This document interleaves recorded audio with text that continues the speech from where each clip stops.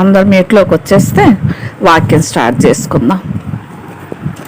ప్రభు కృపను బట్టి ప్రభు మనకు ఈ దినాన్ని ఇచ్చినందుకై, ఈ గడియ, ఈ నిమిషము మనకు అనుగ్రహించినందుకే ప్రభుకి ఎంతగానో మనం స్తుతి చెల్లించాలి. లోకంలో పరిస్థితులు ఏమీ బాగలు మనందరికీ తెలిసినవే. ఎందుకంటే ఇంకా ఎక్కువగా తెలుసుకోవటానికి గ్లోరీ అక్క నాకు ఇచ్చిన గిఫ్ట్ ఏంటంటే న్యూస్ చదవమని.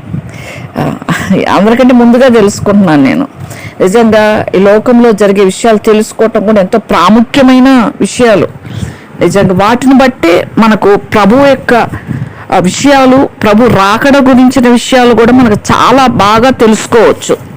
నిజంగా ప్రభు ఎప్పుడు వస్తాడు అని, ప్రభు నేను దొంగ వలే వస్తాను అని చెప్పింది మనకు కాదు, అది లోకులకి, లోకస్తులు ఏమనుకుంటారంటే మేము హాయిగా ఉన్నాం, మాకు భయం ఏమీ లేదు, రాజ్యం మాది, అధికారం మాది, మా అధికారం క్రింద మేము ఉన్నాము అని అనుకునే సమయంలో, వాళ్ళు స్వేచ్ఛగా యథేచ్ఛగా ఉన్న సమయంలో నేను వస్తాను అన్నాడు ప్రభువారు. మనకైతే అన్ని లేఖనాల ద్వారా ప్రభు మనకు సమస్తం బయలుపరిచాడు. చివరి దినాల్లో అంత్యకాలంలో ఏమేమి జరుగుతాయి, ఏమేమి అంటే జరిగినప్పుడు మీరు జాగ్రత్తగా ఉండాలి అని ప్రభు మనకు హెచ్చరిస్తూ వచ్చాడు. నిజంగా ఇందాక చదువుకున్న న్యూస్లో కూడా ఢిల్లీలో ఒకే ప్రభుత్వం, ఒకే ఇది పాలన అనేది కూడా దానికి చర్చగా వాళ్ళు ముఖ్యమంత్రి వచ్చారని మనం న్యూస్లో విన్నాం కదా. ఇవన్నీ కూడా మనం న్యూస్ వింటున్నప్పుడు కూడా జాగ్రత్తగా వినాలి. వాటిని లోకంలో జరిగే విషయాలను మనము ఇప్పుడైతే చాలా జాగ్రత్తగా తెలుసుకోవాలి. నేను పిల్లలకి ఏం చెప్పానంటే, నాన్న, యేసు ప్రభు వారు సిలువకి మునుపు 3.5 సంవత్సరం ఏ విధంగా చక్కగా దేవుని రాజ్యాన్ని కడుతూ వచ్చినాడో, ఏ విధంగా దేవుని గురించి, దేవుని తండ్రి చిత్తము ప్రకారము చేయటానికి ఆయన సిద్ధపరుచుకుంటూ వచ్చినాడో, మనం ప్రస్తుత పరిస్థితులు కూడా అట్లానే ఉన్నాయి. మనం ప్రస్తుతం రాకడి దినాల్లో కూడా అదే సిద్ధపాటు కలిగి ఉండాలి. ప్రభు మరణం కొరకై 3.5 సంవత్సరం పరిచర్య చేస్తూ, ప్రార్థనలు, యాచనలు చేస్తూ, మరణం పొందినంతగా ఆయన విధేయత చూపించటానికి ఆయన ప్రార్థనలు ఎంతో పోరాటం చేసినాడు. అది మనకు నేర్పినాడు. ఈ చివరి దినాల్లో మనం అది కూడా చేసుకోవాల్సిన బద్దులం అంటారు కదా యూదులు. ఈ 30 సంవత్సరాలు మాకేం ప్రాబ్లం లేదు యేసు ప్రభుతో. ఈ 3.5 సంవత్సరమే మాకు వచ్చిన తిప్పలంతా. ఈ 3.5 సంవత్సరంలో స్వస్థతలు చేస్తాడు. దేవాలయాన్ని 3 రోజుల్లో దేవాలయాన్ని పడగొట్టిన 3 రోజుల్లో తిరిగి కడతానంటాడు. పిచ్చి పిచ్చి మాటలు మాట్లాడతాడు. దేవాలయాన్ని పడగొట్టి 3 రోజుల్లో కట్టడమేంది అని యూదులు హేళన చేస్తారు. ఎందుకంటే ఆయన తన శరీరం గురించి మాట్లాడినాడని వాళ్ళు ఎరగరు. ఆయన 3 రోజులు తిరిగి లేస్తాడు, సజీవుడుగా లేస్తాడు. ఆయన సజీవుడు, ఆయన మనకిప్పటికీ ఉన్నవాడు. మనల్ని సజీవులుగా చేయటానికి ఆయన సజీవుడైనాడు. ఆయన చరిత్ర పురుషుడు, చారిత్రాత్మకమైన గ్రంథం, పరిశుద్ధ గ్రంథం, బైబిల్ గ్రంథం. అది చాలామంది అది ఒప్పుకోరు, అది సహజం. దేవుడు చెప్తాడు, చాలామంది అంగీకరించరు. అయితే ఈ దినాల్లో దేవుడు తన వారిని ప్రేమిస్తాడు. దేవుని వారు ఎవరో మనం దేవుని వారిలో, ఆ గుంపులో మనం ఉండాలి. తన వారిని ఆయన ప్రేమించి ఆయన రాకడ కొరకు సిద్ధపరుచుకుంటా ఉంటాడు.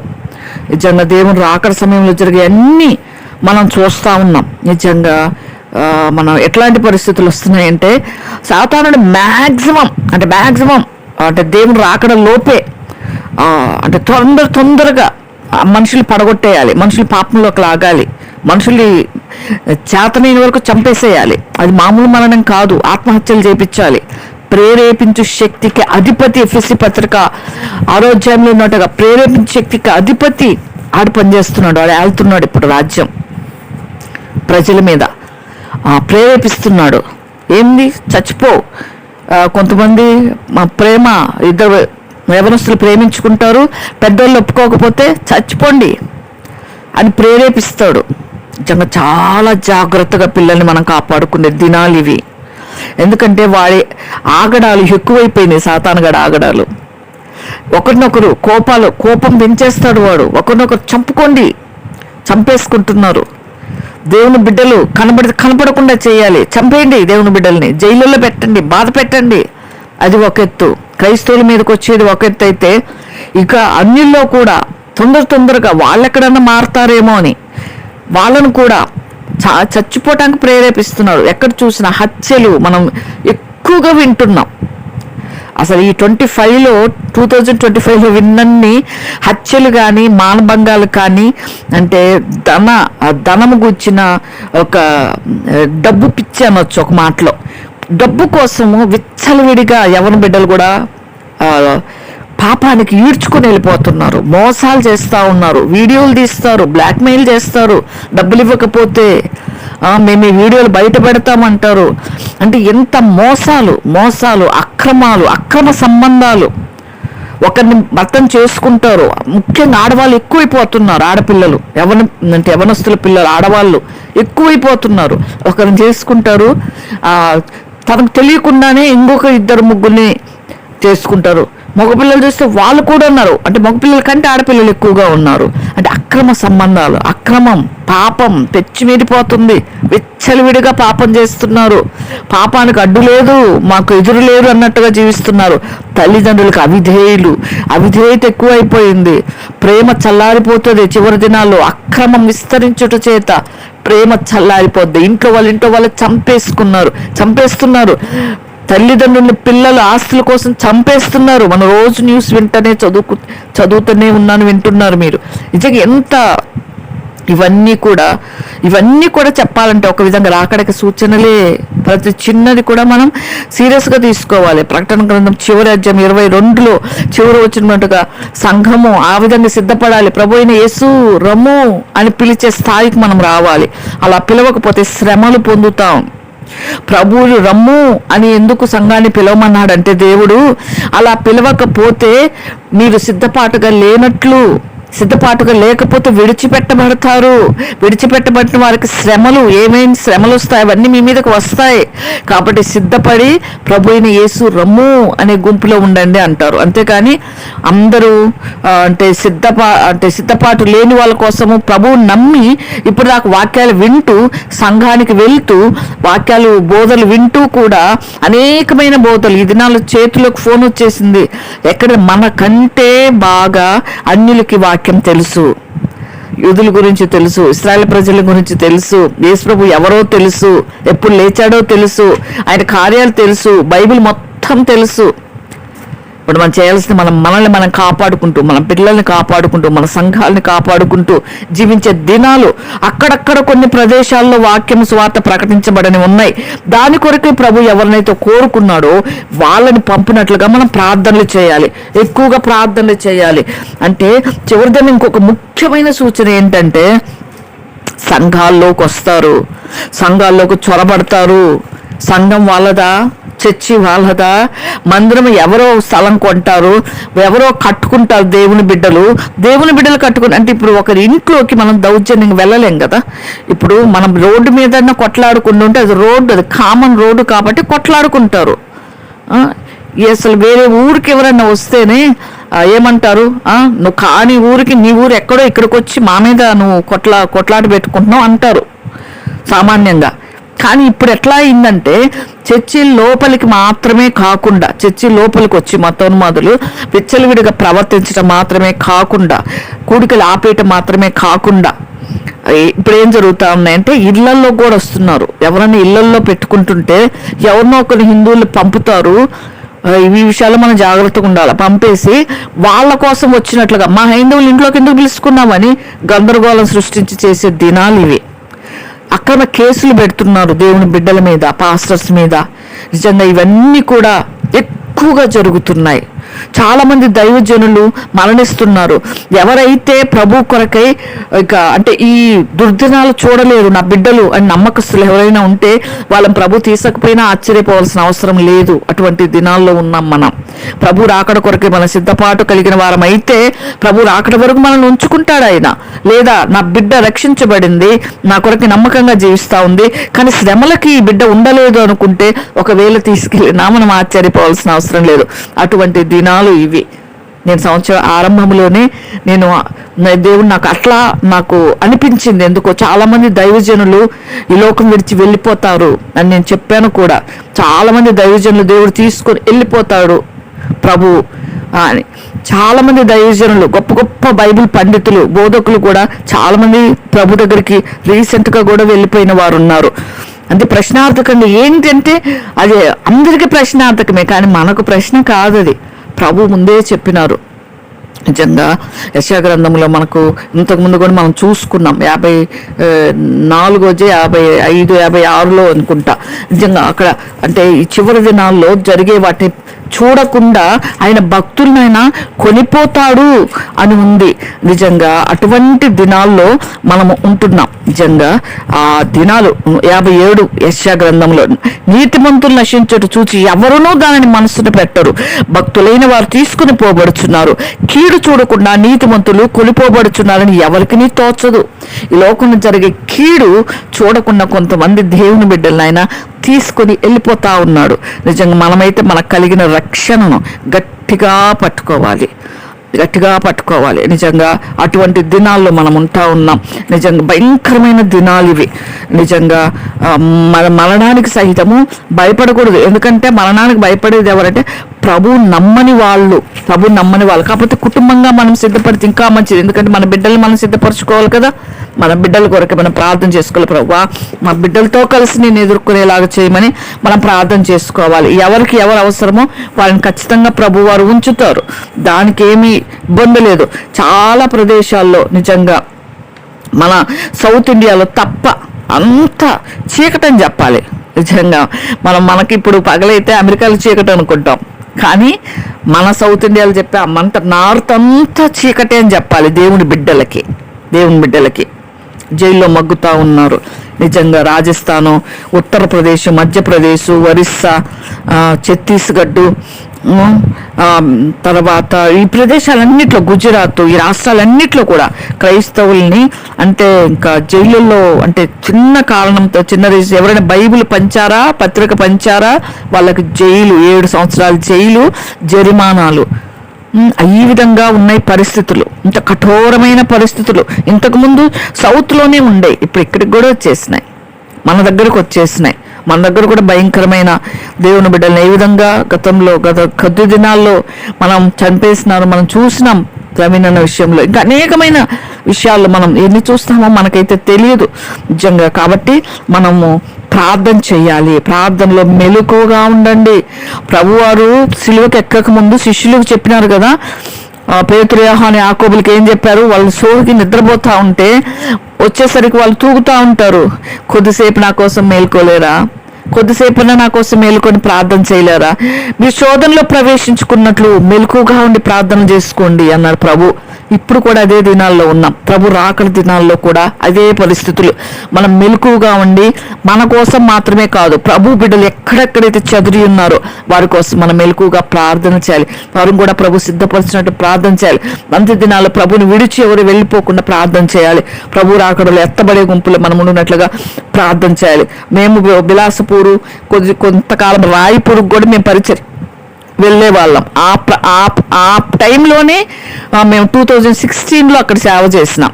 ఆ టైంలోనే అసలు బయట సువార్త చేయకూడదు, బయటికి వెళ్ళకూడదు, బైబిల్ పట్టుకొని వెళ్ళకండి అన్నారు. ప్రభు కృపను బట్టి బైబిల్ చేతిలోనే పట్టుకొని వెళ్ళటం జరిగింది. ఎందుకంటే ప్రభు అప్పటికి ఇంకా ఇంత భయంకరమైన పరిస్థితులు రాలేదు. కానీ బయట మాత్రం ఎవరికి సువార్త చెప్పకూడదు, వ్యక్తిగత సువార్త కూడా మీరు చెప్పొద్దు బ్రదర్ అని చెప్పంపించేవాళ్ళు. కానీ అలాగే బయటకు వెళ్ళినప్పుడు కూడా ఎవరో ఒకరు సువార్త చెప్పే ధైర్యాన్ని ప్రభు ఆ దినాల్లో ఇచ్చినాడు. ఇళ్లలో కూడా కూడికలు పెట్టకూడదు, చాలా సైగ్గా రహస్యంగా పెట్టుకునే వాళ్ళు, అక్కడక్కడ కాచుకుని ఉంటారు. RSS బీజేపీ వాళ్ళని మాకు చెప్పేవాళ్ళు. అయినప్పటికీ ప్రభు కృపను బట్టి అక్కడ ఉన్న దినాల్లో గృహ కూడికలు పెట్టడం కూడా జరిగింది. నిజంగా ఈ దినాలు చూస్తే ఇంకా భయంకరం. నిజంగా ఎవరిళ్లలోకి ఇప్పుడు మన దాకా వచ్చేసింది. అది మన దాకా. అంతకుముందు అయితే నార్త్లో ఉంది, ఇప్పుడు సౌత్లో కూడా వచ్చేసినాయి. VBSలు జరుగుతూ ఉంటే మనం చూసాం కదా, అక్కడక్కడ VBSలు కూడా అడ్డుకుంటా ఉన్నారు. నిజంగా అందుకే ప్రార్థన పూర్వకంగా ఒక గుంపుని ప్రార్థనకు పెట్టుకొని తర్వాత ఒక ప్రార్థన అక్కడ నడుస్తూ ఉంటే యేసుప్రభు రక్తాన్ని చుట్టూ మనం ప్రోక్షించుకొని, దేవుని మందిరం చుట్టూ ప్రభుని రక్తాన్ని ప్రోక్షించు అనుకొని మనము కూడికలు పెట్టుకోవాలి. నిజంగా కూడికలు చేసే వాళ్ళకి మనం కూడా ప్రార్థనలు చేయాలి. దుష్టుడు ఎక్కడ ఎప్పుడు చెలరేగుతాడో మనకు తెలియదు అన్నట్టుగా ఉన్నాయి దినాలు. నిజంగా మెలకు కలిగి మనం ఉండాలి. నిజంగా ఆయన రాకడ కొరకే మెలకు కలిగిన వారమై మనం ఉండాలి. నిజంగా అటువంటి దినాల్లో ఉన్నాం మనం. నిజంగా కాబట్టి మనం దేవుని బిడ్డల కొరకే చాలా మంది ధైర్యంగా నిలబడతా ఉన్నారు. వాళ్ళ కొరకు కూడా మనం ప్రార్థన చేయాలి. నిజంగా మనకేం పట్టదు, వాళ్ళు ఎట్టన్న పోతున్నారు, వాళ్ళు చేస్తున్నారు కదా అనుకునే దినాలు కావివి. అందుకే దేవుడు అన్నాడు ప్రేమ కలిగి ఉండండి అని. ఒకరి నిమిత్తం ఒకరు ప్రార్థన చేసుకోవటమే ప్రేమ. నేను నా కొరకు, నా భద్రత కొరకు నేను ఎంత చేసుకుంటానో అనేకుల పరిశుద్ధుల భద్రత కొరకు ప్రార్థన చేయాలి. ఎవరు ఏ విధానంలో సహాయం చేసుకోగలరో ప్రభు బిడ్డలకు ఆ విధానంలో సహాయం చేసుకునే దినాలు ఇవి. నిజంగా అటువంటి దినాల్లో మనం ఉన్నాం నిజంగా. కాబట్టి మనం కూడా ప్రార్థనలో ఉండాలి. ఒకవైపు ఇండియా పాకిస్తాన్ యుద్ధం నిజంగా మనం చూస్తూనే ఉన్నాం, న్యూస్లో మనం చెప్పుకుంటూనే ఉన్నాం. నిజంగా ఇండియా కూడా కొంత కలవరంతో ఉంది. అటు ఆ పని ఇటు ఈ పని అన్నట్లుగా ఉన్నారు. దేవుని బిడ్డల్ని బాధపెడుతూనే అటువైపు జాగ్రత్తలు కలిగి ఉంటున్నారు. ఇంకా ఉగ్రవాదులు చాలా మంది వచ్చేస్తున్నారు. ఎవరు ఎప్పుడు చచ్చిపోతారో భయాందోళనతో ఉన్నారు. చావంటే భయం అన్నట్టుగా ఉన్నారు. హైదరాబాద్లో ఉగ్రవాదులు ఉన్నారు. నిజంగా అక్కడక్కడ ఇంకా ఇంత వైజాగ్లో కూడా ఇంకా అంటే రైల్వే స్టేషన్లలో జాగ్రత్త, రైల్వే స్టేషన్ వెళ్ళే వాళ్ళు జాగ్రత్త అని చెప్తున్నారు, కనిపెట్టుకోండి అని చెప్తున్నారు. మనం ప్రార్థన చేసుకోవటమే, ప్రభు కొరకు కనిపెట్టుకోవటమే, ప్రభు వైపు చూడటం తప్ప ఎవరిని మనం కనిపెట్టి చూడలేం. ఎవరెవరో మనకెలా తెలుస్తుంది? ప్రభువుని మనం ఎరగాలి, ఆయన శక్తిని ఎరగాలి. అదే ఈరోజు మనం అధ్యాయంలో చెప్పుకోబోతున్నాం. ఆయన బలాన్ని ఆశ్రయించాలి, ప్రభువుని ఆశ్రయించాలి. మనం ఎక్కడికి పోయినా ఆయన మనల్ని భద్రపరచాలి. వైజాగ్ విమానాశ్రయాలు కానీ హైదరాబాద్ విమానాశ్రయాలు కానీ ఎక్కువగా ఉండదు, జాగ్రత్త ఉండండి అని చెప్తా ఉన్నారు. ఎక్కడికి వెళ్ళినా ఆయన మనతో ఉండేలాగా. ప్రభా నువ్వు నాతో రాకపోతే, మోషే చేసిన ప్రార్థన మనం చేసుకోవాలి. నువ్వు నాతో రాకపోతే నేను ఎక్కడికి వెళ్ళనయ్యా అని. పోయిన వారం నేను అనంతపూర్ వెళ్ళాల్సి వచ్చినప్పుడు నేను అదే మోకాలు వేసి ప్రార్థన చేసిన. యేసయ్యా నువ్వు నాతో రాకపోతే నన్ను అక్కడికి వెళ్ళనియొద్దు ప్రభు అని. నిజంగా ప్రభు చేపట్టుకొని వెళ్ళాలి. ప్రభు సన్నిధి మనం కోరుకుంటూ ఎక్కడికి వెళ్ళడం వెళ్ళాలి. ఆయనే మన భద్రత, ఆయనే మన క్షేమం ఇచ్చేవాడు, ఆయనే మనల్ని కాపాడువాడు. కాబట్టి మనము ఆ విధానంలో ప్రభు కొరకే, ప్రభు రాకడ కొరకై మనము సిద్ధపడే దినాల్లో మనం ఉంటున్నాం.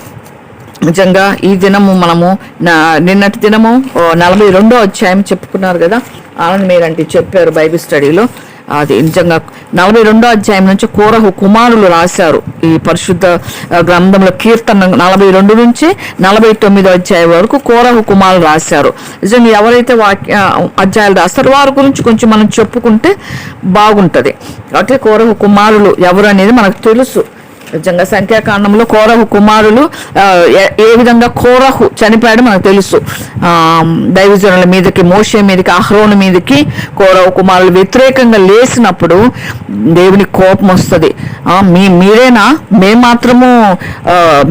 మాత్రము నాయకులం కాదా, మీరు మాత్రమే నా నాయకులు అని వాళ్ళు తిరుగుబడినప్పుడు దేవుడు కోపం వస్తుంది కదా. అందుకే ఎవరి స్థానంలో వాళ్ళే ఉండాలి. ఒకరి పాత్ర ఒకరు పోషించకూడదు. దేవుడు ఎవరిని ఎందుకు కోరుకున్నాడు అది ఎరగాలి. ఒకరి దాంట్లో నుంచి ఒకరు వెళ్తే లేదు. ఇక్కడ మనకు అధికారాలు, ఇక్కడ మనకు గొప్పతనాలు అవసరమే లేదు. పరలోకంలో మనం ఏ స్థానంలో ఉంటామో అది చూసుకోవాలి. చాలా మంది అంటే సంఘాల్లో కొట్లాడుకునేది పోయి దేవుడు ఇటు మళ్ళీ ఇచ్చినాడు. నిజంగా దేవుని బిడ్డలు అందరూ దాదాపుగా ఐక్యతలోకి వచ్చినారు. ఇంకా ఎక్కడైతే ఐక్యత లేదు సంఘాల్లో ఐక్యం అవ్వాలి. ఏక మనసుతో ప్రార్థన చేస్తేనే ప్రభు వింటాడు.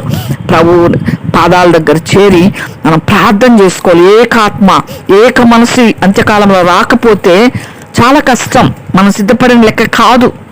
నిజంగా ప్రభు కొరకే మనం సిద్ధపడిన వారంగా మనం ఉండాలి. ఆ విధంగా నిజంగా నెరవేర్చి కోరహు దాతాను అభిరాముల్ని ముగ్గురు కలిసి ఒక 250 మందిని గుంపు చేసుకొని వాళ్ళు వ్యతిరేకంగా మోషేకి, అహరోనులకు వ్యతిరేకంగా లేచినప్పుడు భూమి నెరవేర్చి వారిని మింగేసింది. ఆ 250 మందిని, కోరహుని, దాతాను అభిరాముల్ని. అది వాళ్ళ కుమారులే. కోరహు కుమారులు రాసిన కీర్తనల గ్రంథం.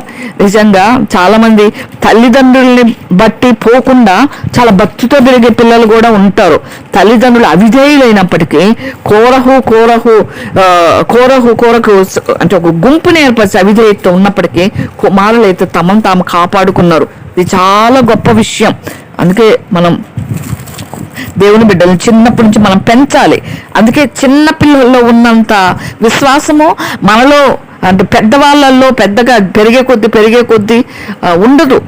టీనేజ్ పిల్లలంటే ఒక స్టేజ్ వరకు ఏంటంటే వాళ్ళు మేము చెప్పిందే కరెక్ట్, మేము ఎవరితో వినము, మేము ఎవరి మాట వినము అంటారు. ఇంకా చిన్న పసిబిడ్డలను చూస్తే ఎవరు ఏం చెప్తే నమ్ముతారు. అక్కడ అదిగో మీ అమ్ముంది అక్కడ పో అంటే వెళ్ళిపోతారు వాళ్ళు. వాళ్ళ ఉన్నా లేకున్నా ఏది అని అడుగుతారు. అట్లా అనమాట. అంటే ఇక్కడికి అమ్మ రాదు కదా అన్న ఆలోచన కూడా వాళ్ళకి రాదు, అంతగా నమ్ముతారు. అందుకే పసిపిల్లలుగా ఉన్నప్పుడే మీరు బోధించుకోండి, బాల్యదినములనే సృష్టికర్తను స్మరణకు తెచ్చుకోండి అని దేవుడు ప్రభువారు చెప్పింది అదే అనమాట. బాల్యదినములోనే మనము పిల్లలకి నేర్పించుకోవాలి. అప్పుడు నాటితే మనము ఆ బీజము పోదు. అంటే పిల్లవాడు ఉన్నప్పుడు వంగకపోతే మొక్క ఉన్నది మానవ వంగునా అని సామెత ఉన్నట్లుగా, సామెతల్లో కూడా బాల్యదినములందే మనం నేర్చుకోవాలి. ప్రసంగిలో చెప్పినట్లుగా బాల్యదినములందే మనం పిల్లలకి బోధించుకోవాలి. నిజంగా అటువంటి అలా ఉన్నప్పుడు పిల్లలకి మనం బోధించాల్సిన అవసరం లేదు. పెద్దోళ్ళనే తప్పిపోతారేమో కానీ పిల్లలు అట్లానే స్థిరులుగా ఉంటారు. చాలా మంది ఏం చేస్తా ఉన్నారంటే బయట బోధలు అంటే బయట సంఘాలను కట్టుకుంటూ బయట వాళ్ళని రక్షించుకుంటూ బయట అంటే మేము బోధకులము, మాకు వాక్యం అంతా బైబిల్ అంతా తెలుసు అనుకొని పిల్లల్ని రక్షించుకోలేని వాళ్ళు చాలా మంది ఉన్నారు. పిల్లల్ని అలక్ష్యం చేసిన వాళ్ళు చాలా మంది ఉన్నారు. అట్లా ఉండకూడదు. నిజంగా మన పిల్లలు నరకంలో కాలుతా ఉంటే ఎంతమందిని రక్షిస్తే ఏం లాభం? అంటే అది లాభం లేదంటంలా, దానితో పాటుగా పిల్లల్ని కూడా మనం కాపాడుకోవాలి.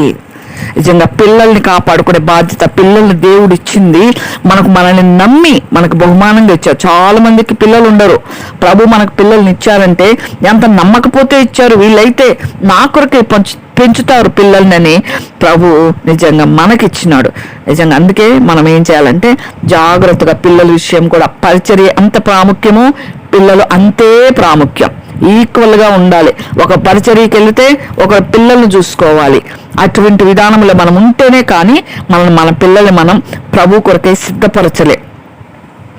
కాబట్టి మనం ఆ విధంగా ఉండాలి. ఎందుకంటే ప్రతి దానికి దేవుడు విమర్శ చేస్తాడు. ఒక దినం వస్తుంది.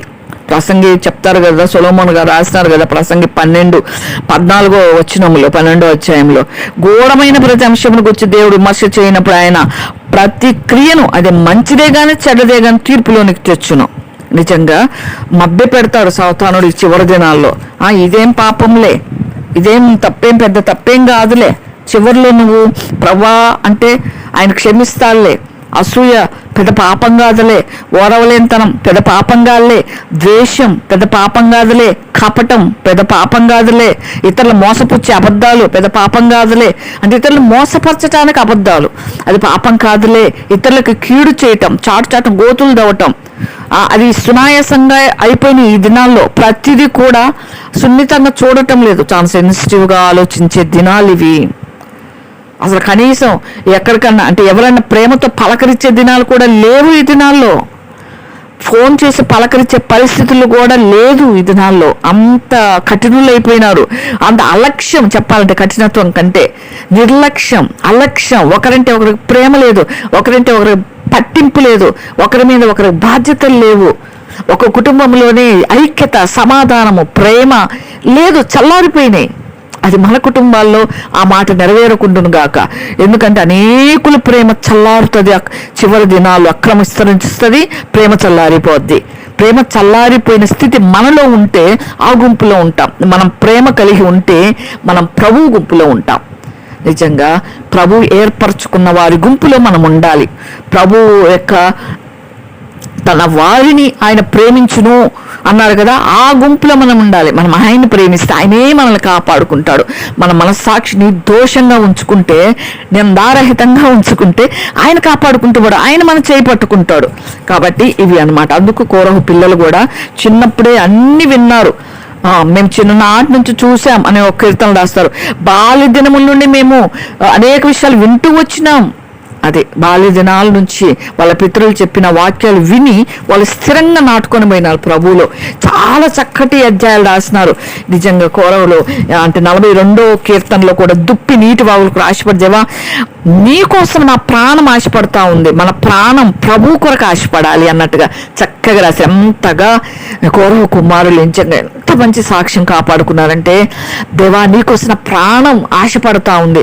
మన ప్రాణం దేవుని కొరకు ఆశపడితే దేవునికి ఇష్టమైనయే చేస్తా, లేదా నా ప్రాణం ప్రభు నీ కోసం ఆశపడుతుంది అని మనకిష్టమైన పనులు, మనకు తోచినవి క్షమించుకోలేకపోవటము, ప్రేమించలేకపోవటము ఇది ఉంటే మాత్రము మనం ఇవన్నీ చెప్పేవన్నీ అబద్ధాలే. ఇవే అబద్ధాలంటే ఏవో కాదు. మన వాక్యం చెప్పి ఆ విధంగా చేయకుంటే అది పాపము. అని చేసింది చెప్పాలి, చెప్పింది చెయ్యాలి. మనం ప్రేమించలేకపోతే, ప్రభువుని ప్రేమిస్తే ప్రభు తన వారిని ప్రేమించినట్లుగా మనము కూడా మనం దేవుని బిడ్డల్ని, మన వారిని, దేవుని పిల్లల్ని అందరినీ ప్రేమిస్తాం. అందుకే కదా ఆజ్ఞించాడు ప్రభు, నిన్ను వల్ల నీ పొరుగు వారిని ప్రేమించు. నిజంగా అంతకు మించి ఇంకా ఆజ్ఞ అంటే బైబిల్ గ్రంథం అంతట్లో అది నెరవేరిస్తే చాలన్నాడు ప్రభు. ప్రేమతోనే ఆయన సిలువను సమాప్తి చేశాడు, ప్రేమతోనే ప్రాణం పెట్టాడు. ప్రేమ లేనివాడు దేవుని ఎరుగడు. 1 యోహాను పత్రికలో ప్రేమ లేకపోతే నేను దేవుని ఎరిగినానంటే అది ఇంకా పెద్ద అబద్ధం.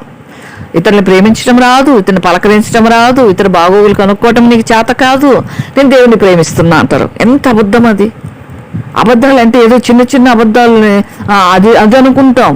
ప్రభు వాక్యంలోని చెప్తూ చేయకుండటం అబద్ధం.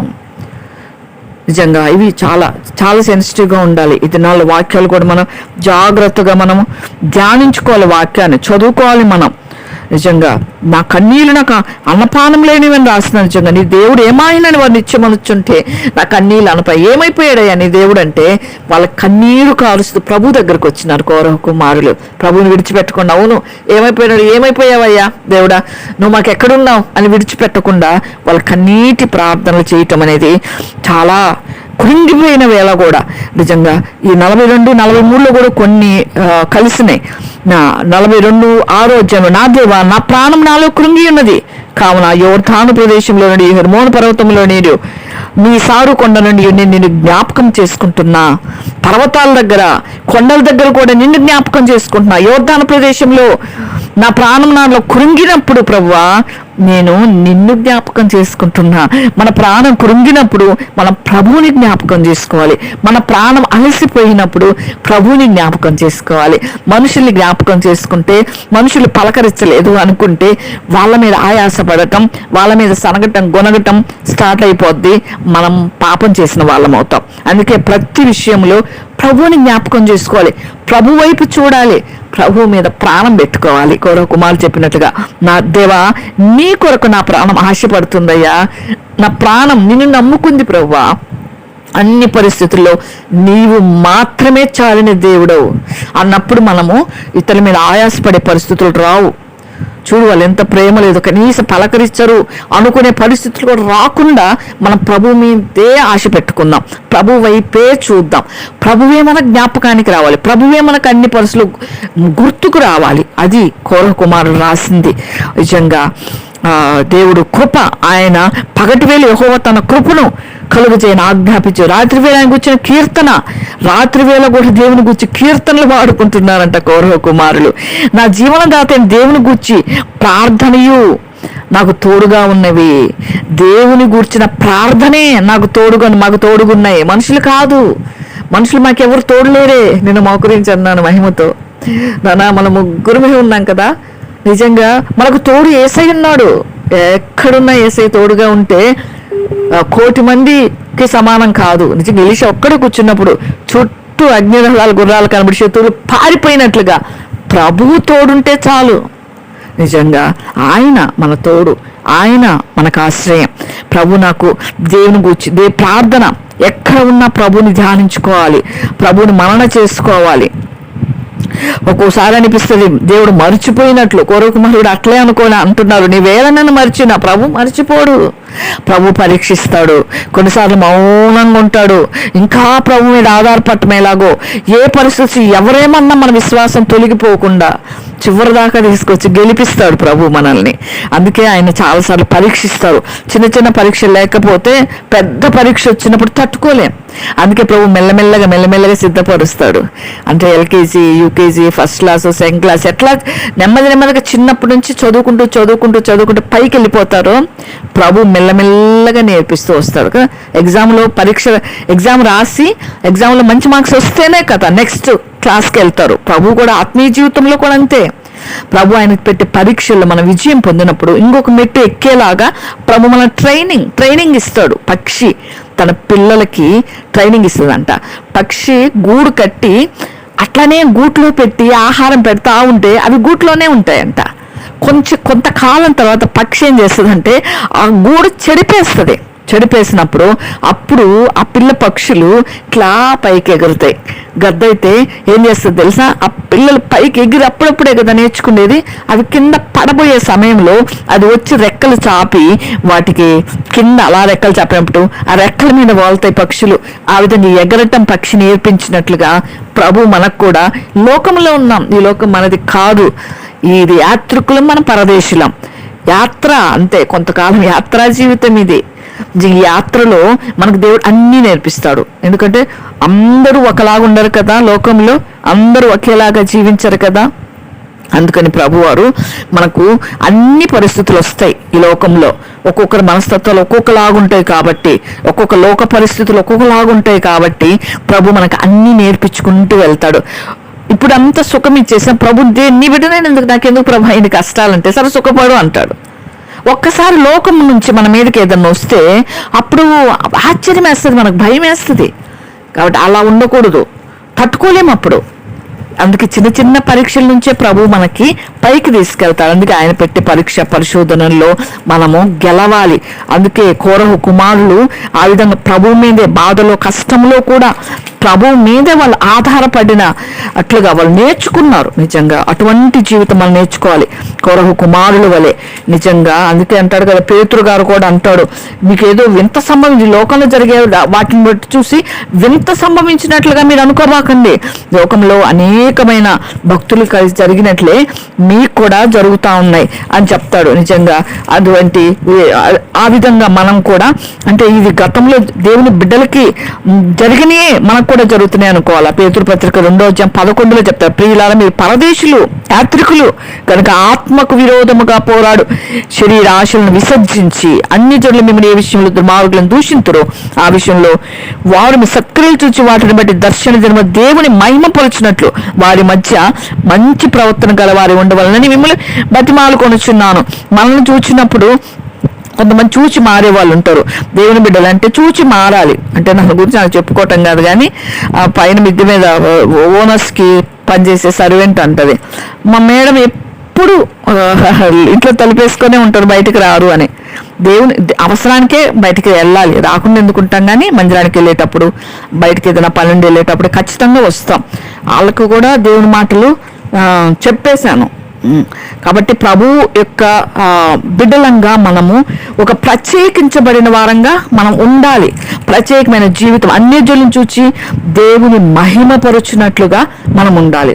నిజంగా అటువంటి విషయాల్లో దేవుడు మనల్ని జాగ్రత్తగా ఉండమంటున్నాడు. నిజంగా మన స్వతంత్రులై ఉండి కూడా దుష్టత్వాన్ని కప్పిపెట్టుకు మన స్వాతంత్రాన్ని వినియోగపరచకూడదు. దేవుడు మన స్వతంత్రులుగా చేసినాడు.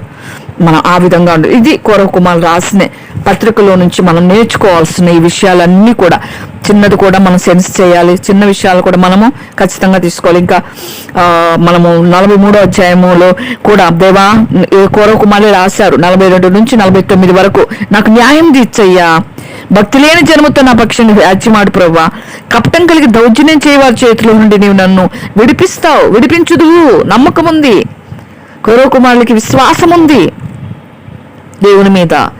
వాళ్ళ నా ప్రాణం దేవుని నమ్ముకొని ఉంది అంటున్నాడు. నిజంగా కాబట్టి నమ్ముతున్నాడు అంటే దేవుని తొందర పెట్టడం. చాలాసార్లు మనం చాలా విషయాలు అట్లే అనుకుంటాం కదా, దేవుని సమయానికి ముందే దేవుని చాలా తొందర చేస్తూ ఉంటాం. ఎందుకు ప్రభా ఇంకెప్పుడు అని. ప్రభు ఒకటి నిర్ణయించి పెట్టుంటాడు, ఆ నిర్ణయం వరకు ప్రభు మౌనంగా ఉంటాడు. చాలా మంది తల్లిదండ్రులు కూడా పిల్లలు తల్లిదండ్రులు అడుగుతూ ఉంటారు, నాకు అది కొని మమ్మీ, ఇది కావాలి, నాకు ఇది కావాలి అంటే, ఆగు నాన్న కొంచెం ఆగు, నా టైం అంటే ఒకటి ఉంది కదా, నీకు ఇస్తా, ఖచ్చితంగా ఇస్తా. ప్రభువుని మనం ఆ విధంగా కోరహు కుమారులు నమ్మారు. అందుకే అంటున్నాడు, వారి చేతుల నుండి నన్ను విడిపిస్తావు, నన్ను తప్పకుండా విడిపిస్తావయ్యా, నాకు న్యాయం తీర్చు. అలా అని ప్రార్థన చేయకుండా ఉండలేదు కోరహు కుమారులు, ప్రార్థన చెయ్యాలి మనం ఖచ్చితంగా. నిజంగా ప్రభువు గురించి మొరపెడుతూనే ఉండాలి ఆయన జవాబిచ్చే వరకు. నిజంగా అటువంటి ప్రార్థనలు, ప్రభు మీద ఆధారపడే ప్రార్థన చాలా ఇష్టం ప్రభుకి.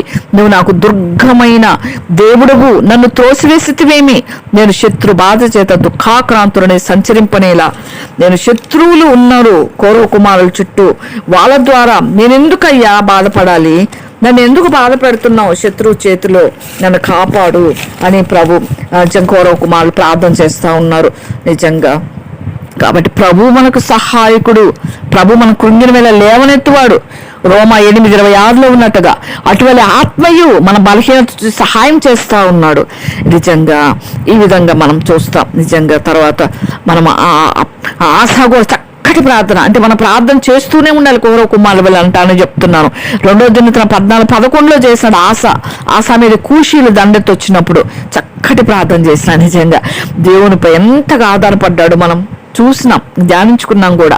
దాదాపుగా 1000 మంది వచ్చినప్పుడు ప్రభా నువ్వే నాకు దిక్కు, నువ్వే నాకు సహాయం చేయి అన్నట్టుగా, మా బలం లేని వారికి నువ్వే బలము దయచేయవాడవు అని ప్రార్థన చేసినాడు.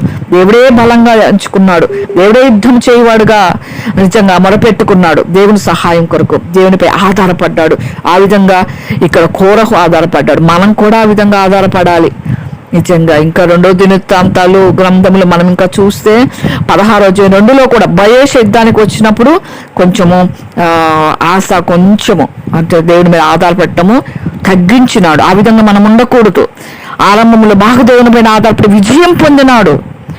అదే చివరి వరకు ఉండాలి. అది భక్తుని చూసి మనం నేర్చుకోవాల్సిందే. బలహీనం అవ్వకూడదు. నిజంగా 2వ వచనంలో కూడా మనం చూస్తే కదా 5 వచనాలే ఉన్నాయి కాబట్టి మనం తొందరగానే ముగించుకుందాం. 2వ వచనంలో మనం చెప్పినాం కదా కోరహు ఎటువంటి ప్రార్థన చేసినాడు. 2వ వచనంలో అంటే నాకు దుర్గము, నీవు దుర్గమైన దేవుడువు, నువ్వు నా దుర్గము, నన్ను త్రోసివేసివేమి. దేవుడు త్రోసివేశాడేమో అనుకుంటున్నాడు కోరహుకు. దేవుడు త్రోసివేస్తే ఎక్కడుంటాం అసలు మనం? దేవుడు మనల్ని మర్చిపోయాడేమో అనుకుంటాం చాలాసార్లు. కోరహు కుమారులు కూడా కొన్ని మనల్ని అలాగే అనుకున్నారు. నన్ను తోసివేసినావు, దేవుడు తోసివేస్తే మనం జీవించలేం. దేవుడు మర్చిపోతే అసలు మనం భూమి మీద బతకలేం. ఆయన మన మర్చిపోడు, ఆయన మన చేయి విడిచిపెట్టడు, చేయి పట్టుకునే ఉంటాడు. ఎక్కువ కష్టాలు వస్తే ఎత్తి భుజం మీద ఎక్కించుకుంటారు. ప్రభు అంతటి ప్రేమ అయినది. మనం అనుకుంటాం ఇంత కష్టకాలంలో కూడా ప్రభు చూడు నా పక్కన నడవలేదు అనుకుంటాం. ఆయన ఎత్తుకొని నడిపించేవాడు. ఇశ్రాయేలు ప్రజలను సముద్రంలో 6 నెలలు నడిపించిన దేవుడు మన దేవుడు. సముద్రం పాయలు చేసిన సర్వశక్తిమంతుడు, సర్వాధికారం కలిగిన దేవుడు, సర్వ సృష్టిపైన అధికారం కలిగిన దేవుడు. ఎందుకంటే ఆయన సృష్టికర్త కాబట్టి ఈయన కూడా అట్లా అనుకుంటున్నాడు. నేను శత్రు బాధ చేత కాకాంతున్నాయి సంచరింపనేలా అని బాధపడతా ఉన్నాడు. నిజంగా దేవుడు బలంగా చేసుకోవాలి. దానియేలు గ్రంథంలో చూస్తే మనం బలము ఎక్కడ ఉందో కూడా చూస్తాం. దానియేలు 11:32 తమ దేవుని ఎరుగువారు బలము కలిగి గొప్ప కార్యాలు చేస్తారు. ఎవరు గొప్ప కార్యాలు చేస్తారంటే దేవుని ఎరిగిన వారు. మన దేవుని ఎరిగితే, ఆయన బలాన్ని ఎరిగితే, ఆయన శక్తిని ఎరిగితే, ఆయన గొప్పతనాన్ని ఎరిగితే, ఆయన ఎన్నెన్ని కార్యాలు చేశారో ఆయన ఎరిగితే మనం కూడా బలంగా కలిగి గొప్ప కార్యాలు చేస్తాం. నిజంగా నెహెమ్యా గ్రంథంలో కూడా మనం చూసుకున్నాం ఇంతకుముందు. నెహెమ్యా 8:10 బైబిల్ యెహోవాయందు ఆనందిస్తే మనం బలం పొందుతాం. దేవునిలో ఆనందించాలి. మన ఆత్మలో నిత్యం ఆనందించే వాళ్ళంగా ఉండాలి. ఎన్ని పరిస్థితులు వచ్చినా, ఎన్ని కష్టమైన, ఎన్ని ఇబ్బందులు వచ్చినా మనం ప్రభుకే చెప్పుకోవాలి. ఇది నా అనుభవం. ప్రభుతోనే చెప్పుకోవాలి, ప్రభుతోనే మాట్లాడాలి. నిజంగా అటు విధంగా ప్రభుతో మనం చెప్పుకున్నట్లయితే అది ప్రభులో ఆనందిస్తే మనకు బలం. అదే దేవుళ్ళు ఆనందించాలి. దేవుడిచ్చిన వాటిలో కాదు. చాలా మంది దేవుడిచ్చినట్లు దేవుడు మేము ఎంత ఆశీర్వదించేదో తెలుసా? మాకు ఇల్లు ఇచ్చాడు, మాకు కారు ఇచ్చాడు, మాకు పెద్ద బంగ్లా ఇచ్చాడు, మాకు మంచి మంచి జాబ్స్ ఇచ్చాడు, మా పిల్లలకి మేము ఇట్లా ఆశీర్వదించబడ్డా, మాకు ఇంతుంది అంతుంది అంటారు. అవి కాదు, దాంట్లో ఆనందించొద్దు. ఇస్తే సంతోషం. ప్రభు స్తుతించి నా ప్రభు ఎంత గొప్పవాడో తెలుసా, నా ప్రభు నన్ను ఎంతగా పోషిస్తున్నాడో తెలుసా, నా ప్రభు నాకు ఎంతగా నన్ను ఆదుకుంటున్నాడో తెలుసా, నా దేవుని గొప్పతనం అది అని ప్రభువుని మనం గొప్ప చేయాలి. ఆ విధంగా ప్రభువుని గొప్ప చేసే వారంగా ఉండాలని మనం ఈ అధ్యాయంలోంచి మనం నేర్చుకోవాలి. నిజంగా దేవుడిచ్చిన పర సంబంధమైన ఆశీర్వాదాల కోసం మనము దానికోసం పాకులాడాలి. ఇంకా కీర్తన 86లో కూడా చూస్తే దేవా నీ ప్రజలు నీ యందు సంతోషించినట్లుగా నీ మరలా బ్రతికించవా, బలపరచవా అంటాడు. బలమిచ్చువాడు నీవే కదా అంటాడు భక్తుడు. నిజంగా దేవుడు మనకు బలమిచ్చువాడు, దేవుడు మన దుర్గం, దేవుడు మన ఆశ్రయం. అది ఎరిగితే చాలు మనము అన్నిట్లో విజయం పొందుకుంటాం. ఆ విధంగా దేవుడు మనకు సహాయం చేస్తాడు. కాబట్టి నిజంగా ఇది కూడా కోరహు కుమారులు రాసిందే. 85వ కీర్తన, 84, 85 ఈ కీర్తనలన్నీ కోరహు కుమారులు రాసినాయి. మధ్య మధ్యలో ఆసాపు కూడా రాసినారు. కోరహు కుమారులు రాసిన కీర్తనలో ఈ మాట అంటాడు 85వ కీర్తనలో, దేవాన్ని ప్రజల్ని ఎందు సంతోషాన్ని మరలా బ్రతికించు, బలపరచు అని. నిజంగా అటువంటి అనుభవాలు ఇచ్చాడు దేవుడు కోరహు కుమారులకి. నిజంగా యెషయా 40:31 ప్రకారం మనము యెహోవా కొరకు ఎదురు చూస్తే నూతన బలం పొందుతాం. పక్షిరాజు వల్ల రెక్కలు చాపి పైకి ఎగిరేటట్టుగా చేస్తారంటే మన ఆత్మీయ జీవితంలో ప్రభువు వారు. నిజంగా ఇవన్నీ కూడా మనం నేర్చుకోవాల్సినవి. నిజంగా 3వ వచనం చూద్దాం, మనం తొందరగా ముగిచ్చేస్తాను. 43వ అధ్యాయం కీర్తనలు 43:3లో ఏమని రాస్తారంటే, కోరహు నీ వెలుగును నీ సత్యమును బయలుదేరి చేయము, అవి నాకు త్రోవ చూపును. ఏవి త్రోవ చూపుతాయంట? మనుషులు కాదు మనకు త్రోవ చూపేది, మన పరిస్థితులు కాదు మనకు త్రోవ చూపేది, నీ వెలుగు నీ సత్యము. దేవా నీ వెలుగు నీ సత్యం బయలుదేరిచేయి, అయ్యే నాకు త్రోవ చూపిస్తాయి. మన దేవుని వెలుగు సత్యం ఏది? బైబిలే. దేవుని వాక్యం సత్యం, దేవుడు సత్యం. వాక్యం ద్వారా ఆయన బయలుపరుచుకున్నాడు ఈ దినాల్లో. ఈ అంత్యకాలంలో ప్రభు బైబిల్ గ్రంథం వాక్యం ఇచ్చాడు మనకు, అవి మనకు బయలుదేరజేస్తాయి. నిజంగా దేవుని వెలుగు, దేవుని సత్యాన్ని బయలుదేరి చేస్తే మనకు త్రో చూస్తే మనం ఎటు వెళ్ళాలో, ఎటు వెళ్ళకూడదు, ఎక్కడ ఉండాలో, ఎక్కడ ఉండకూడదు, ఎక్కడ నిలబడకూడదు, ఎక్కడ కూర్చోవాలి, ఎక్కడ కూర్చోకూడదు, అవన్నీ వాక్యం బయలుపరుస్తుంది. అందుకే పరిశుద్ధ గ్రంథాన్ని మనం చదవాలి. అవి నీ పరిశుద్ధ పర్వతమునకు, నీ నివాసస్థలమునకు నన్ను తోడుకొని వచ్చును. దేవుని పరిశుద్ధ స్థలానికి చేరుకోవాలంటే, పరలోకం చేరుకోవాలంటే ఈ సత్యం, దేవుడు వెలుగయ్యున్న ఈ వాక్యాన్ని చదివితేనే మనం ఆయన చేరుకోగలం. మన భవిష్యత్తు మనకు తెలీదు, అది తెలిస్తే ఇక నిజంగా మనమే దేవుళ్ళం అయిపోతాం. అందుకే దేవుని చేతులకు మనం అప్పచెప్పుకోవాలి. దేవా నీవే నాకు త్రోవ చూపు, నీవే నన్ను నడిపించు. కీర్తన 32:8లో ఉన్నట్లుగా నీకు ఉపదేశం చేస్తా, నువ్వు నడవలసిన మార్గం నీకు బోధిస్తా. యెషయా 30:21లో ఉన్నట్టుగా మీరు కుడి తట్టుకు ఎడమ తట్టుకు తిరిగితే ఇదే త్రోవ దిండు నడువుడి అనే ఒక శబ్దం నీ చెవులకు వినబడుతుంది అని యెషయా భక్తులు రాసినాడు. ఇట్లా మనం దేవుణ్ణి ఆశ్రయించినప్పుడు దేవుడు మనకు త్రోవలు చూపిస్తాడు. మన వాక్యం ధ్యానించినప్పుడు, వాక్యం వింటున్నప్పుడు ప్రభు మనం ఏ విధానం నడుచుకోవాలో మనం తెలుసుకోవచ్చు. దావీదు కూడా మొదటి సమయంలో, రెండో సమయాల్లో చూస్తే దాదాపుగా దావీదు గారు 8 సార్లు దేవుని దగ్గర విచారించినట్లుగా మనం చూసాం ఇంతకు ముందు కూడా బైబిల్ స్టడీస్లో. నిజంగా దేవుని దగ్గర విచారించటం, దేవుని నమ్మటం, అది ప్రాముఖ్యమైన విషయం. 4వ వచనం వస్తే, అప్పుడు నేను దేవుని బలిపీఠం వద్దకు నాకు ఆనంద సంతోషములు కలుగుచే దేవుని ఎందుకు చేరుతును. దేవా నా దేవా సితారా వాయించుచు నీ కృతజ్ఞతాస్తుతులు చెల్లించేతను. నిజంగా కోరహు కుమారులు కూడా దావీదు ఆ కొండపైకి అక్కడ ఒక గుడారం వేసినాడు. అక్కడ వెళ్ళి గుడారం వేసినప్పుడు ఆ గుడారంలో గాయకుల నియమించాడు దావీదు గారు. ఆ గాయకుల కోరహు కుమారులు కూడా ఉన్నారు. కోరహు కుమారులు గాయకులు, అందుకే కీర్తనలు రాశారు. కీర్తనలు అంటే పాటలు, మన కీర్తన పుస్తకం అంటాం కదా. ఈ కీర్తనలన్నీ కూడా పాటల రూపంగా కూడా అనేక మంది భక్తులు, అనేకమైన వరాలు కలిగిన వారు కీర్తనలోంచి చాలా పాటలు రాశారు. నిజంగా 42 కీర్తనలోంచి పాట రాశారు. ఈ 43 కీర్తనలో నుంచి కూడా పాటలు రాశారు. నిజంగా ఎన్నో పాటలు ఉన్నాయి, భక్తులు రాసిన పాటలు. నిజంగా కాబట్టి దేవా నా దేవ సితార వాయించు నీ కృతజ్ఞతాస్తుతులు చెల్లిస్తా. నిజంగా కౌరవ కుమారుల వలె మనం కూడా దేవుని స్తుతించువారుగా ఉండాలి, దేవుని కృతజ్ఞతలు చెల్లించేవారుగా ఉండాలి. చేసిన మేలు మర్చిపోకూడదు. అది మర్చిపోతే ఇంకో కష్టమైతే కష్టాన్నే చూస్తాం. గతాన్ని గుర్తు తెచ్చుకో. గతాన్ని మర్చిపోతే కష్టము పెద్ద శిఖరములాగా కనిపిస్తుంది. అప్పుడు చేసిన దేవుడు ఇప్పుడు ఎందుకు చేయడు? అప్పుడు సహాయం చేసిన దేవుడు, అప్పుడు పోషించిన దేవుడు, అప్పుడు కాపాడిన దేవుడు ఇప్పుడు ఎందుకు కాపాడు అని గతాన్ని జ్ఞాపకం చేసుకుంటే మనం ప్రభువుని ఈ విధంగా స్తుతిస్తాం. కోరవ కుమారుల వలె దేవుని బలిపీఠం వద్ద మనం దేవుని సన్నిధిలో ఆనందిస్తాం, దేవునిలో ఆనందిస్తాం. ఆ ఆకలి వచనములో మనం చూసినట్లయితే నిజంగా నా ప్రాణమా నీవేళ కృంగి ఉన్నావు, నాలో నీవేళ తొందరపడతా ఉన్నావు. దేవుని యందు నిరీక్షణించుము, ఆయన నా రక్షణకర్త, నా దేవుడు, ఇంకనూ నేను ఆయన స్తుతించేదను. మనం ఆయన స్తుతించాలి, ఆయన ఘనపరచాలి. నా ప్రాణం ప్రాణంతో చెప్పుకోవాలి, నా ప్రాణమా. మనమే ఓదార్చుకోవాలి ఒక్కోసారి. ఎందుకు కృంగిపోతాం, ఎందుకు తొందరపడుతున్నాం ప్రాణమా? దేవుని నిరీక్షణించు. ఆయన నిరీక్షణకు ఆధారభూతుడైన అబ్రహాము నమ్మినాడు, నిరీక్షణకు ఆధారభూతుడని రుజువు చేసుకున్నాడు. నిజంగా దేవుడిచ్చినాడు, నీకు పిల్లలు పుడతారన్నప్పుడు నిరీక్షణ ఇచ్చినాడు. నిజంగా నమ్మినాడు, వాగ్దానాన్ని పొందుకున్నాడు. అలా మన ప్రాణంతో మనం చెప్పుకోవాలి, దేవుని నిరీక్షణించు, ఆయన రక్షణకర్త, నన్ను రక్షించిన నా దేవుడు, నా ప్రాణమా, నన్ను రక్షించిన నా దేవుడు, కృంగిపోబాక, ఇంకనూ నేను ఆయన స్తుతిస్తా. ఆ విధంగా మనం ప్రభువుని స్తుతించేవారుగా, ఘనపరచువారుగా మనం ఉండాలి. నిజంగా మనల్ని మనమే ప్రోత్సాహపరచుకోవాలి, మన ప్రాణాన్ని మనం ప్రోత్సాహపరచుకోవాలి. ఆ విధంగా ఉన్నప్పుడే ప్రభువు మనల్ని అంతవరకు మనం ప్రభువు లెక్కలో నిలిచిండు వారంగా మనం ఉంటాం, కృంగిపోకూడదు. నిజంగా ఆ విధంగా మనం ఎన్నో ఉన్నాయి. చిన్నప్పుడు పాట పాడుకునే వాళ్ళ మందిరంలో ఎప్పుడు పాటలే, మాకు పాటలు పాడుకుంటా సంతోషంగా సువార్తలో దేవుని సన్నిధిలో ఎప్పుడు దేవుని సన్నిధే మాకు.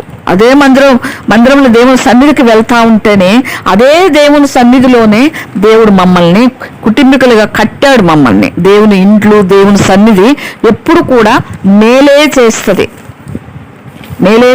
దేవుని సన్నిధి, దేవుని ఇల్లు ఎప్పుడు కీడు చేయదు. దేవుని ఇంట్లో ఎవరైనా ఉండని, ఎలాంటి వారైనా ఉండని, కానీ ప్రభు మన హృదయాన్ని చూసి మనం ప్రభు ఇంటిలో మనము ఉన్నప్పుడు, ప్రభు ఇంటిని ప్రేమించినప్పుడు, ప్రభు ఇంటిలో మనము సహవాసములో, మనము దేవుని సువార్త పనిలో, ప్రార్థనలో మనం ఉన్నప్పుడు ఎవరికి వారికి దేవుడు ప్రతిఫలం ఇస్తాడు.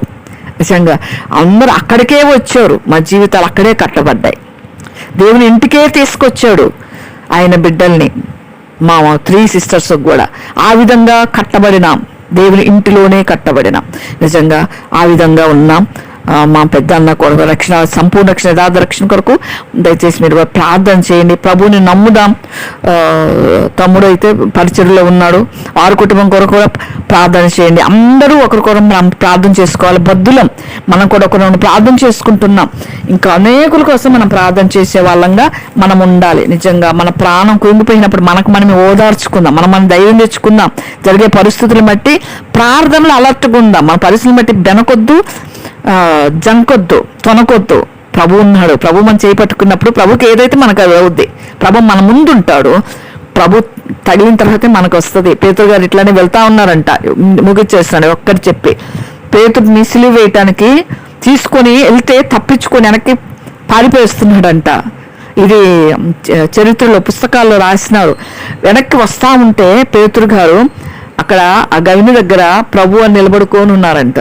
నిలబడుకొని అంటే ప్రభా అన్నాడంట. అంటే అవును పేతురు, నేను మళ్ళీ వెళ్తున్నాను, నన్ను సిలువకి నేను అప్పగించుకోవటానికి వెళ్తున్నాను అన్నారంట ప్రభు. అన్నప్పుడు పేతురు అన్నారంట, ప్రభా నువ్వు ఒకసారి సిలువ వేయబడ్డావు, తిరిగి లేచావు, మళ్ళీ ఎందుకు అంటే, నువ్వు వెనక్కి పారిపోతున్నావు కదా పేతురు, వద్దు ప్రభా నేను వెళ్తా, నేను సిలువ వేయించుకుంటా అని పరిగెత్తుకుంటూ వెళ్ళి ప్రభులాగా వేయొద్దు నన్ను సిలువ, నేను అంత అర్హత లేదు, తలకిందులుగా సిలువ వేయండి తను అప్పగించుకుని సిలువకి. నిజంగా శిష్యులందరూ కూడా ఆ విధంగా అప్పగించబడినారు. తలకిందులుగా సిలువ వేయించుకున్నాడు. నిజంగా చాలా మంది ఈసారి దేవుని చేతి మీద శిష్యులందరూ ఎవరెవరు ఎటువంటి మరణం పొందినారో ఈసారి మెసేజ్ ఇప్పటికే టైం ఎక్కువైపోయింది. అందరు హతసాక్షులు అయిపోయినారు. యోహాను గారి గురించి మరణం మాత్రము ఎక్కడ చెప్పలేదు. మరి ప్రభువారు అంటారు ఒక చోట, ఇక్కడున్న వారిలో ఒకరు నేనొచ్చు పర్యంతరము ఉంటే అంటే ఉంటే మీకెందుకు అన్నట్లుగా ఒక మాట అంటారు ప్రభు. నిజంగా యోహాను గారు నూనెలో వేశారు కానీ కాగే నూనెలో సలసలా కాగే నూనెలో ఆయనకి ఏం కాలేదని యోహాను గారిని, యేసు ప్రభు అని ఎక్కువగా ప్రేమించిన యోహాను గారిని పద్మాసు ద్వీపాన్ని పంపిస్తారు. ద్వీపంలో ఏమి ఆహారం ఉండదు, నీళ్లు ఉండవు, ఏముండవు, మనుషులు ఉండరు. ఈ నిర్మానుష్యమైన ప్రదేశాన్ని పంపిస్తే అట్టే చచ్చిపోతాలే అని చెప్పి ఆ రోమన్ సైనికులు వాళ్ళు అక్కడికి పంపించేస్తే యోహాన్ గారు హాయిగా ఫీల్ అయ్యి అక్కడ కూర్చొని ప్రకటన గ్రంథం రాశారు. ప్రభుతో ముఖాగా మాట్లాడుతాడు. దేవదూతులు ఆహారం పెట్టి పోషించారు యోహాన్ గారిని. ఈ విధంగా ప్రభు బిడ్డలు ఆ దినాల్లో ఆ విధంగా ప్రభు కొరకు ఉపయోగపడినారు. మనం కూడా ఈ చివరి దినాల్లో ప్రభు అక్కడి కొరకు సిద్ధపడుతూ మనం మనసారి చేసుకుంటూ మనం ప్రభు దగ్గర మంచిదే కానీ చెడ్డదే కానీ ప్రతి క్రియలకు లెక్క అప్పచెప్పాలి అని భయంతో వణకుతో మన రక్షణ కొనసాగించుకుందాం. భయభక్తులు కలిగి ఉందాం. ఆయన చిత్తం నెరవేరుద్దాం. ఆయన ఏదైతే మనకు అప్పగించినాడు పని, ప్రభు ఆఖరి వరకు నమ్మకంగా చేయనట్లుగా పరిశుద్ధాత్మ దేవుడు మనకు సహాయం చేయను గాక. ఆమేన్. ఆమేన్. ఆమేన్. ఆమేన్. ఆమేన్.